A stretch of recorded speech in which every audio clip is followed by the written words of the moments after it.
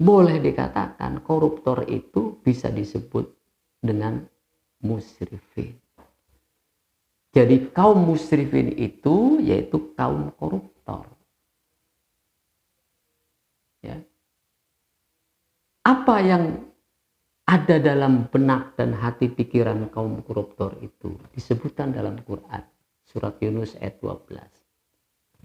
Kadzalika, yang demikian itu, zuyyina lil musrifin. Yang demikian itu indah menurut mereka. Sebuah keindahan, zuyyina, zayana. Keindahan, kenikmatan yang dia nikmati terus menerus. Lil musrifin. Ya. Bagi kaum musrifin itu adalah suatu keindahan. Kadzalik, kan begitu. Itulah keindahan yang dirasakan, yang dinikmati oleh kaum musrifin, oleh kaum koruptor. Makanu ya'malun, apa yang mereka kerjakan.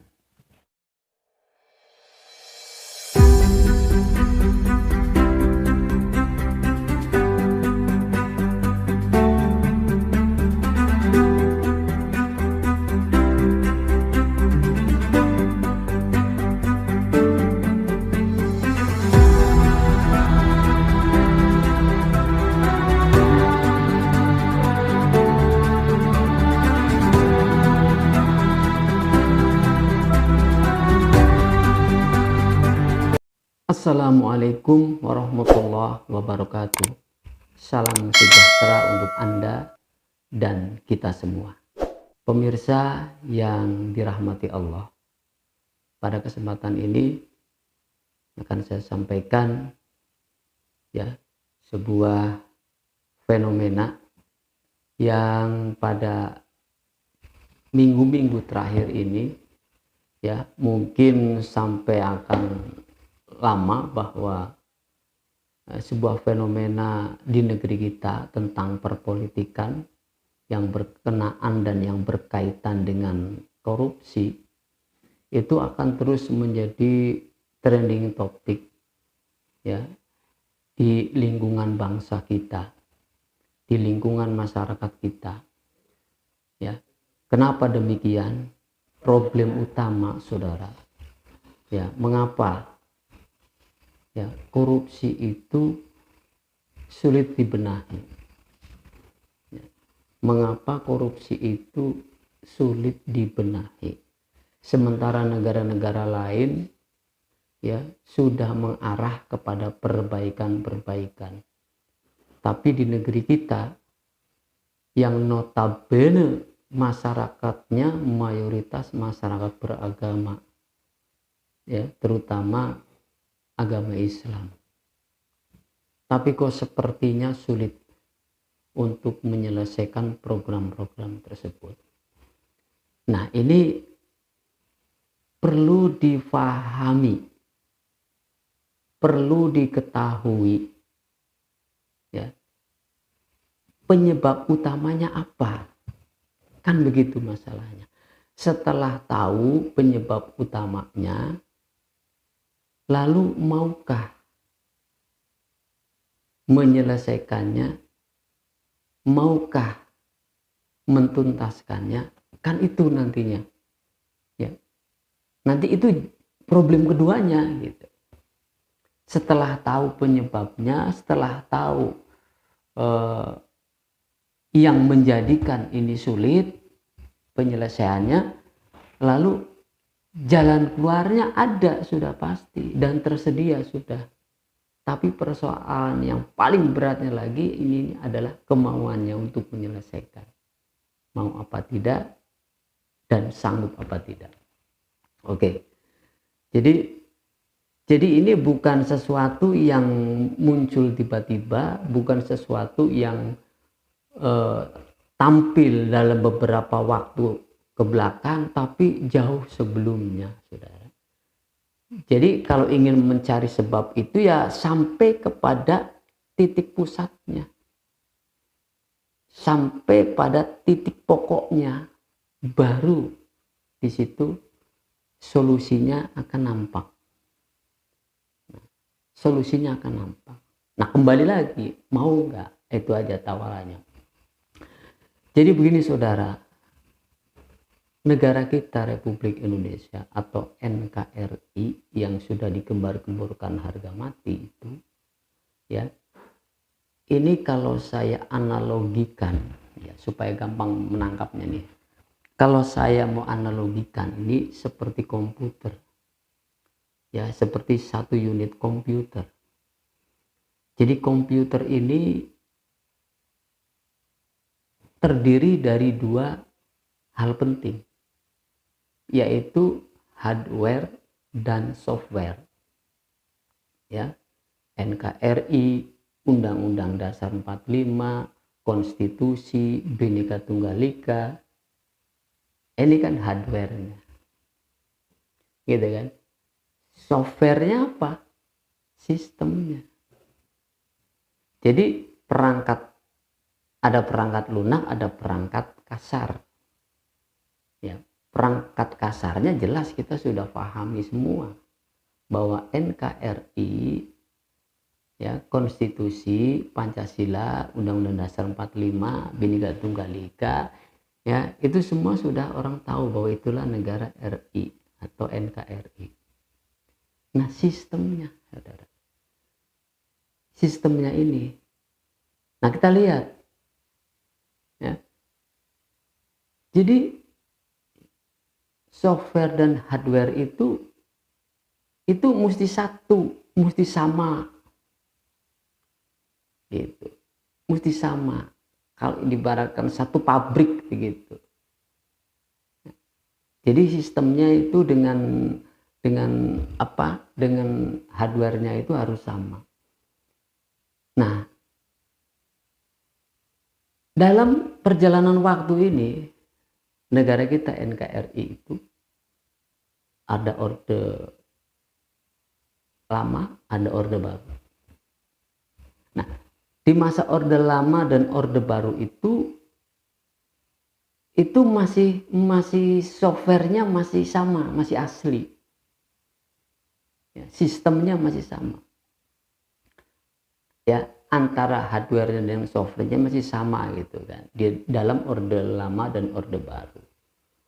Kemudian memang kita nggak bisa mengatakan tidak ada korupsi di masa-masa itu. Ada. Di awal juga ada, cuman tidak bisa terlaksana. Kenapa? Karena memang di awal-awal ini, ya, potensinya ada, tapi orang tidak bisa melakukannya. Dan masih mempunyai jiwa kebangsaan yang tinggi di masa orde lama. Nah, di masa orde baru itu mulai ada virus berkembang. Virus apa? Virus korupsi yang kita kenal dengan apa? Nepotisme. Yang kita kenal dengan kolusi, yang kita kenal dengan korupsi. Nah, itu. Nah, jadi virus bentuknya itu. Jadi korupsi itu virus di masa orde baru. Nah, kemudian berganti orde, berganti era di era reformasi yang begitu euforia terjadi di bangsa kita ini, akan menuju kepada perubahan yang lebih baik dari orde lama dan orde baru. Nah, ternyata saudara bisa saksikan dan bahkan bisa dirasakan, tidak lebih baik, bahkan lebih buruk kondisinya dari orde sebelumnya, yaitu dua orde tadi, orde lama dan orde baru. Nah, ternyata di sini saudara, softwarenya yang diganti, ditukar, bukan lagi virus. Kalau virus itu masih ringan, artinya masih bisa disembuhkan dalam waktu yang relatif singkat. Namun itu pun tidak diselesaikan. Berharap di orde berikutnya menyelesaikan virus itu. Ya. Alih-alih untuk menyelesaikan, untuk memperbaiki keadaan, menyembuhkan dari virus-virus penyakit korupsi itu, justru lebih fatal. Bukan virus lagi, tapi sistemnya itu diganti, ditukar. Justru korupsi itu merupakan bagian dari sistem. Paham, saudara? Ini para politisi nih, para pemimpin-pemimpin nih mesti ngerti bahwa di Orde Reformasi titik awalnya bencana besar itu dimulai.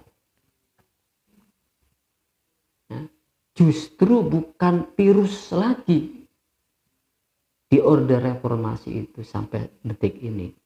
Justru sistemnya, korupsi menjadi sistem atau korupsi bagian daripada sistem. Jadi softwarenya. Dari mana saya katakan demikian, bisa mengatakan demikian? Dulu di masa Orde Lama dan Orde Baru itu sistemnya masih asli. Artinya sesuai dengan hardware-nya. Apa itu? Ya, sistem negara itu kan 3. Bisanya beroperasi, bisanya jalan, itu sistem itu ada 3 hal penting. Yaitu lembaga yudikatif, lembaga legislatif, dan lembaga eksekutif. Ini 3 lembaga ini mestinya ya itu hierarki, saudara. Hierarki.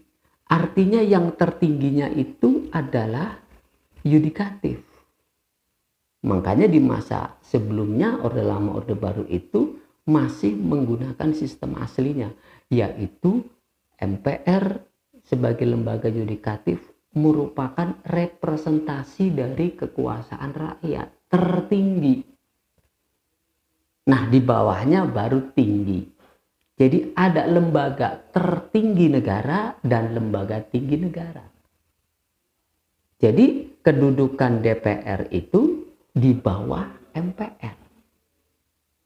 Di bawah ya benar, lembaga yudikatif itu MPR, lembaga legislatif itu DPR. Di bawah DPR ada lembaga lagi yang namanya lembaga kepresidenan yang disebut dengan eksekutif. Jadi begitu hierarkinya. Ya, sebagaimana manusia kan. Ada kepala, di bawah kepala ada badan, di bawahnya lagi kaki, tangan, dan seterusnya. Itu namanya hierarki. Di situ baru ada kepemimpinan. Ada penguasanya yang mengontrol ke bawah. Nah, ini dirubah di amandemen, saudara.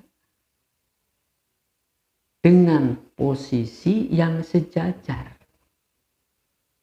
antara yudikatif, legislatif, dan eksekutif sama. Makanya timbullah istilah-istilah yang disebutkan korupsi berjamaah. Karena di situ bersama-sama. Karena nggak ada di situ ya kepemimpinan di situ. Jadi semuanya sejajar. Satu dengan yang lain, yang bisa terjadi itu adalah bekerja sama dalam kejahatan. Ta'awanu alal ismi wal udwan. Bukan ta'awanu alal birri wa taqwa. Karena satu sama lain menginginkan jatah yang lebih. Ya, melebihi daripada kepentingannya orang banyak. Maka disitulah kerjasama akhirnya. Nah, itu yang disebut sulit dibenahi. Karena itu sudah menjadi sistem. Dari mulai pemungutan suara itu saja sudah diawali dari situ. Adanya transaksi politik ya, dari bawah. Rakyat dikondisikan untuk menjual dan membeli untuk transaksi, berapa suaramu saya beli. Dari situ awalnya. Artinya operasionalnya dari situ tuh mulainya tuh sampai ke atas. Itulah makanya sistem. Mau dari mana membereskannya? Ya nggak bisa kalau hanya dari bagian-bagiannya saja. Nggak bisa beresin orangnya saja. Nggak bisa memberesin bagian-bagiannya saja. Semuanya adalah sistem. Dan itu sistem itu adalah saling menutupi, saling membela. Jadi kalau ada orang yang macem-macem mau merubah atau mau mengganti, apalagi mengganti, mau mengganggu saja sistem yang sudah berjalan ini, yaitu sistem korupsi ini, maka dia akan diserang. Dan dia lebih galak lagi.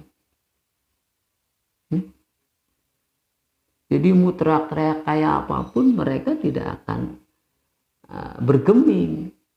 Tapi kalau sudah bukan teriak lagi, mengganggu eksistensinya, mengganggu, nah itu akan ditindak. Jadi orang yang mengganggu jalannya sistem perkorupsian ini, ya, punya akibat. Ya. Kemudian orang baik, orang kuat, orang hebat, orang pintar mau menyelesaikan di dalam sistem itu nggak bisa. Hatta seorang presiden sekalipun nggak bisa. Karena presiden itu yang ada di situ juga bagian dari sistemnya. Ya. Jangankan orang biasa. Ya. Yang setingkat presiden juga ingin menyelesaikan, ingin membereskan sistem korupsi yang ada di sistem itu, ya sulit saudara. Dia akan menghadapi risiko-risiko besar. Ya, saya kasih tahu aja. Jadi itulah sebabnya sulit dibenahi. Jadi harus bagaimana saudara? Ya kembalikan kepada sistemnya yang asli. NKRI, Pancasila, Undang-Undang Dasar 45, Konstitusi, itu kan aslinya. Hardware-nya, ya sistemnya juga kembali. Ya. Jadi ini sistem rusak, saudara. Reformasi itu sistem terusak. Karena dia sudah mensejajarkan 3 lembaga negara itu, ya, yang menjadikan negara ini menjadi negara apa? Negara bancakan. Jadi nggak ada orang yang tidak terpapar korupsi. Di 3 lembaga itu nggak ada yang bersih. Makanya saling menutupi. Mau di MPR, mau di DPR, mau di kepresidenan. Sampai reng-rengan ke bawahnya. Nggak ada yang bersih, saudara. Iya kan? Coba menurut logika saudara gimana cara membersihkannya? Apa orang-orangnya ditindak? Nggak bisa. Siapa yang mau menindak? Di luar lembaga itu nggak punya kewenangan untuk menindak. Ya. Koruptor, ini ketahuan si A koruptornya, ya kasihkan ke pengadilan. Nah pengadilan mengadilinya, ya nggak bisa keluarnya apa outputnya. Ya. Korupsi ratusan, mungkin ribuan triliun juga nggak akan ada hukuman yang setimpal. Itu bukti, saudara. Jadi saudara mau dibawa kemana koruptor itu? Mau diadili di mana? Ya, mau diadili ke temannya sendiri, lembaganya punya sendiri. Ya gimana mau mengadili, saudara? Ya, jadi nggak ada jalannya, nggak ada lembaganya, nggak ada arenanya, nggak ada sarananya untuk ngeberesin. Ya. Cuma satu jalannya. Sistemnya, softwarenya ganti. Kembalikan kepada aslinya. Ya. Pancasila, Undang-Undang Dasar 45, dan Konstitusi. Kembalikan ke sana. Bukan eranya, ini terkadang nih masih juga. Kalau gitu mundur dong ke era Orde Lama, Orde Baru. Bukan, saudara, bukan mundur, bukan eranya, sistemnya dikembalikan. bahwa MPR itu representasi dari kekuasaan tertingginya negara, kan rakyat katanya. Ya. Dalam preambul juga begitu kan, kekuasaan tertinggi berada di tangan rakyat, kedaulatan berada di tangan rakyat, bukan di tangan presiden.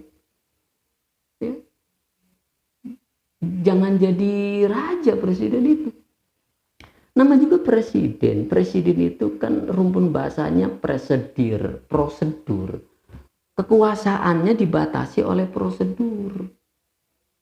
Bagaimana presiden itu mengambil kebijakan, ada prosedurnya. Prosedurnya apa? Ya hukum itu. Banyak batasannya presiden itu. Nah ini presiden bertingkah laku kayak raja. Kalau raja sih ya wajar ya, karena memang itu bukan dipilih. Raja itu kurnia, pemberian dan warisan. Nah, kalau presiden itu kan bukan warisan, bukan pemberian, tapi dipilih oleh rakyat, dibatasi oleh hukum, ada prosedurnya. Nah, melanggar prosedur itu adalah pelanggaran berat. Cara dipilih diangkat presiden itu yang melanggar prosedur itu hukumannya berat, saudara. Nah itu karena sistemnya itu sudah seperti itu. Enggak, seorang presiden ya mesti ngerti dirinya presiden, bahwa presiden itu diatur oleh prosedur. Makanya ada presdir gitu kan. Ya presiden direktur kan begitu kan. Ya perusahaan mengaturnya. Ya seorang direktur, seorang presidirnya itu diatur oleh perusahaan. Di perusahaan itu ada aturan. Sama di negara ini punya aturan.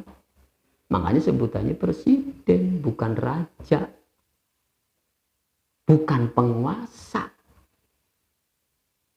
Ini berubah menjadi penguasa, menjadi raja, menjadi sultan. Ya itulah yang saya bilang. Rusak sistem itu. Ya sebenarnya nggak rusak, sistemnya memang begitu dibikinnya. Yang dirusak berarti negaranya gitu. Negara mempunyai sistem, kemudian diganti sistemnya. Ya jadi nggak matching, nggak klop. Antara hardware dengan softwarenya itu nggak klop. Makanya yang tampil itu loh kan ini kan NKRI. Ya ini kan Pancasila dan Undang-Undang Dasar 45. Oh begitu outputnya, hasilnya. Dalam Pancasila itu kan keadilan sosial bagi seluruh rakyat Indonesia. Kok keluarnya kok bukan keadilan? Kok keluarnya kok bukan kesejahteraan? Nah itu kan. Nah itu saudara. Nah itu semua mari kita analisa ya. Kita analisa. Ya. Apa yang menganalisanya yang mesti pas itu adalah Quran. Maka saya akan bawakan ayatnya. Bermula dari sini saudara. Watak manusia, watak jahat manusia itu terpampang di dalam Al-Quran. Siapa yang mau bercermin kepada Al-Quran? Jika muslim mau bercermin kepada Al-Quran, yang buruk akan menjadi baik, yang baik akan lebih baik lagi. Inilah timbangannya. Allah berfirman di dalam surat Al-A'raf ayat 31. Sebagai landasan saya bicara ya tadi. Kulu washrobu mir rizqillah wala tusrifu. Innallaha atau innahu la yuhibbul musrifin. Makan dan minumlah, dipersilahkan oleh Allah. Makan dan minumlah dari rizki yang aku berikan kepadamu, kata Allah. Wala tusrifu. Tetapi jangan berlebih-lebihan. Jangan melampaui batas. Ya. Kenapa? Wa innahu la yuhibbul musrifin. Karena sesungguhnya dia Allah tidak menyukai orang-orang yang berlebih-lebihan. Jadi tusrifu, israf itu berlebihan, ya, orangnya disebut musrifin. Ya. Orangnya disebut musrifin. Nah, dari situ mulanya, Saudara. Ya, ada karakter manusia yang seperti itu. Jadi berlebih-lebihan ini disebut adalah orang yang melampaui batas, orang yang melampaui ukuran, orang yang nantinya tindak tanduknya itu sewenang-wenang. Ya kalau namanya orang melanggar aturan, melanggar tata tertib, melanggar hukum dan lain sebagainya itu kan ya actionnya itu sewenang-wenang, Saudara. Ya, makanya Allah tidak suka ya kepada musyrifin, kepada kaum yang sewenang-wenang, kepada kaum yang berlebih-lebihan. Ya, itu Saudara, mulanya dari situ. Jadi jangan Saudara bayangkan bahwa rizki Allah itu hanya terletak pada makan dan minum saja. Segala hal yang bermanfaat bagi kehidupan itu namanya rezeki, Saudara, dari Allah. Yang setiap insan, setiap manusia itu berhak memperolehnya. Tapi karena ini hadir di situ kaum musrifin, jangan banyak-banyak, seorang saja hadir di suatu lokasi, kaum musrifin itu orang serakah, Saudara. Banyak mengambil hak orang lain, itu musrifin namanya. Jadi pengertiannya banyak. Musrifin itu disebut orang serakah, disebut orang yang sewenang-wenang. Karena dia berlebih-lebihan, melampaui batas, melampaui garis. Tahu nggak, Saudara, dari segi makan saja. Tukang kuli panggul sama tukang beca dan kalangan jelata itu punya hak untuk makan dan minum. Ya. Begitu pula sama dengan orang kaya, orang yang agnia. Ya. Hak makannya sama. Katakanlah namanya sehari makan 3 kali. Ya. Tetapi ada orang yang mendapatkan jatah makan atau memperoleh makan hanya sekali, bahkan tidak memperolehnya. Sementara orang lain atau pihak lain sampai muntah, saking kekenyangannya, bahkan dibuang itu makanan. Kan itu israf namanya, berlebih-lebihan. Berarti hak orang lain itulah yang dia makan dengan semena-mena. Yang tadi tukang beca, kuli panggul, buruh tani, buruh bengkel dan lain-lain itu dia hanya mendapatkan makan sekali, bahkan tidak mendapatkannya untuk beberapa hari. Jadi dia lapar berhari-hari. Anda yang berlebihan sampai muntah-muntah dari makanan itu, saking kenyangnya. Itulah ciri manusia yang israf. Itu dari segi makanan. Karakter itu akan tercipta untuk kebutuhan yang lainnya yang bermanfaat bagi kehidupan. Nah, disitulah tumbuhnya apa yang disebut dengan korupsi. Boleh dikatakan koruptor itu bisa disebut dengan musrifin. Jadi kaum musrifin itu yaitu kaum koruptor. Ya. Apa yang ada dalam benak dan hati pikiran kaum koruptor itu disebutkan dalam Quran surat Yunus ayat 12. Kadzalika, yang demikian itu, zuyyina lil musrifin. Yang demikian itu indah menurut mereka. Sebuah keindahan, zuyyina, zayana. Keindahan, kenikmatan yang dia nikmati terus menerus. Lil musrifin. Ya. Bagi kaum musrifin itu adalah suatu keindahan. Kadzalik, kan begitu. Itulah keindahan yang dirasakan, yang dinikmati oleh kaum musrifin, oleh kaum koruptor. Makanu ya'malun, apa yang mereka kerjakan. Jadi upaya mereka, pekerjaan mereka, tingkah laku mereka, upaya mereka dan semuanya yang mereka kerjakan untuk memperoleh kelebihan-kelebihan yang fantastis, itu indah bagi mereka. Ya, begitu saudara. Jadi dipandang indah, dipandang sesuatu yang baik, dipandang sesuatu yang mensejahterakan, memakmurkan, ya hanya dirinya dan kelompoknya itu saudara. Sementara yang lainnya itu adalah sengsara sepanjang masa, berkesulitan sepanjang masa, sepanjang waktu. Nah, ternyata hal ini pun juga sudah dilakukan oleh manusia-manusia yang tidak memiliki hati dan rasa, ya, oleh manusia-manusia musyrikin, ya, gitu saudara. Nah ternyata nih dalam masih surat Yunusnya 83 jelaskan, ya, kaum musyrikin ini juga dilakukan oleh siapa? Wa inna fir'aun la'alin fil ard wa innahu laminal musrifin. Ketemu lagi kan kalimat itu, musrifin. Oh ternyata Fir'aun juga begitu wataknya, modelnya. Saudara, jadi watak dan sifat kalau begitu, pelakunya bisa siapa saja. Pelakunya bisa siapa saja saudara.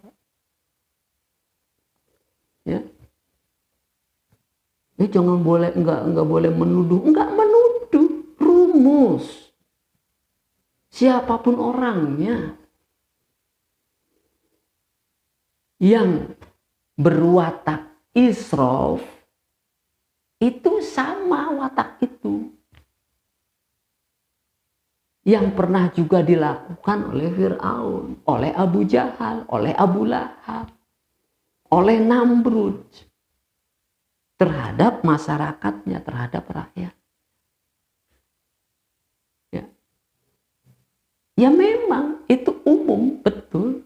Siapapun, saya bilang siapapun. Ya. Bukan hanya Fir'aun, bukan hanya masyarakatnya, siapapun. Tetapi yang mempunyai daya rusak besar itu manakala dia itu la'alin. Apa itu la'alin? Asal kata dari a'la, tertinggi. Ya. Ana rabbukumul a'la. Fir'aun kan begitu berkata, sayalah Rob yang paling tinggi. Ya, gitu kan saudara. A'la artinya tinggi. Punya apa? Punya kuasa. Jadi kalau kedudukannya tinggi, maka kuasanya itu besar. Jadi orang yang memiliki surplus kekuasaan, figur yang mempunyai surplus kekuasaan, siapapun dia, pasti akan bertindak sewenang-wenang manakala telah terjangkit penyakit israf. Itu saudara. Maka daya rusaknya sangat teramat besar. Ya kalau orang biasa, ya tentu daya rusak ada, tapi kecil. Nggak terlalu berpengaruh, nggak terlalu signifikan. Tapi kalau di pundaknya ada kuasa, maka daya rusaknya dahsyat sekali, saudara. Apa aja bisa dimakan, laut bisa dipagari, bisa dihirup semua airnya yang ada di situ. Tanah bisa dia keruk semua, bisa dilahap semua itu. Ledis habis, nggak tersisa, bisa karena punya kuasa. Maka harta dan kuasa itu luar biasa.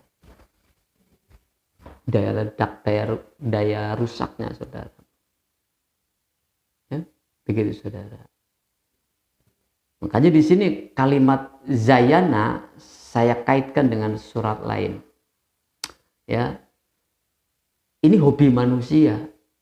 Karakter dasar manusia memang begitu. Zuyyina linnasi hubbus syahwati minan nisa'i wal banina wal qanatiril muqantarati minaz zahab wal fiddah khailil musawwamah wal an'ami wal harth dzalika mata'un hayatid dunya, kata Allah. Dijadikan indah dalam pandangan manusia itu menguasai semua yang ada itu. Tadi ada berapa macam ya kecenderungan, kesukaannya terhadap wanita. Kebalikannya wanita pada pria, namanya masalah biologis, seks, syahwat.